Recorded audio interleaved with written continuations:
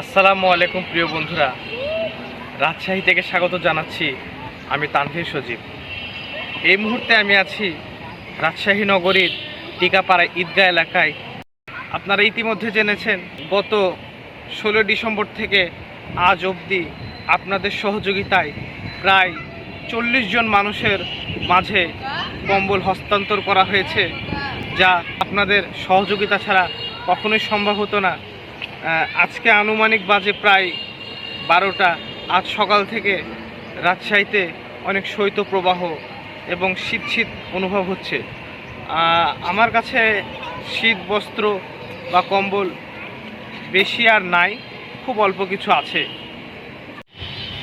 আমি অনেক বিত্তবান এবং সামর্থ্যবানদের কাছে আহ্বান করেছিলাম যে আপনারা দুস্থ মানুষের পাশে এসে দাঁড়ান। তবে আপনারা লক্ষ্য করেছেন কিনা জানি না, আমি আমার কোনো ভিডিওতেই বলিনি যে আমাকেই দেন বা আমার মাধ্যম দিয়ে দেন। যারা আমাকে বিশ্বাস করে বা আপনারা যারা বিশ্বাস করেন তারা দিতে পারেন।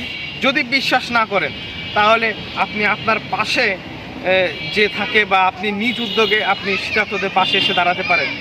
আর একটা কথা বলা ভালো, অনেকেই আমার কাছে, আমার রিলেটিভরা বা আরও অন্যান্য যারা আছে আমার কাছে কম্বল চেয়েছে। তো আমি তাদেরকে সরাসরি না বলেছি, কারণ আমি ওদেরকে এই কথাই বলেছি যে আল্লাহ আপনাদেরকে অনেক তৌফিক দান করেছে। এই কম্বলগুলা বা এই শীত বস্ত্রগুলো আপনাদের জন্য না। অনেকে শখ করে চেয়েছে, অনেক দোকানদার বা অনেকে, যাই হোক আমি অত কথা বলছি না, অনেকেই শখ করে আমার কাছে চেয়েছে যে আমাকে একটা দিও বা এই করব সেই করব। আমি তাদেরকে ডাইরেক্ট না বলেছি।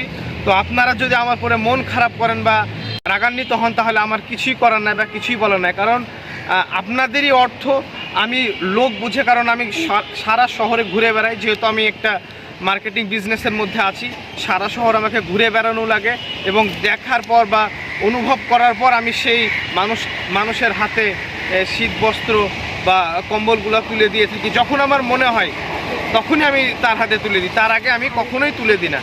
তো এই বলে আমি আমার কথাটি শেষ করতে যাচ্ছি। এখনও বেশ কিছুদিন শীত আছে, আজ থেকে আবারও শৈত্যপ্রবাহ শুরু হয়েছে। আপনি আমার মাধ্যম দিয়ে না পারলেও নিজ উদ্যোগে শীতার্তদের পাশে এসে দাঁড়াবেন, যারা দুস্থ গরিব অসহায় মানুষের পাশে এসে দাঁড়াবেন। এ বলে আমি আমার কথা শেষ করছি। সবাই ভালো থাকবেন, সুস্থ থাকবেন, আমার জন্য দোয়া করবেন। আসসালামু আলাইকুম।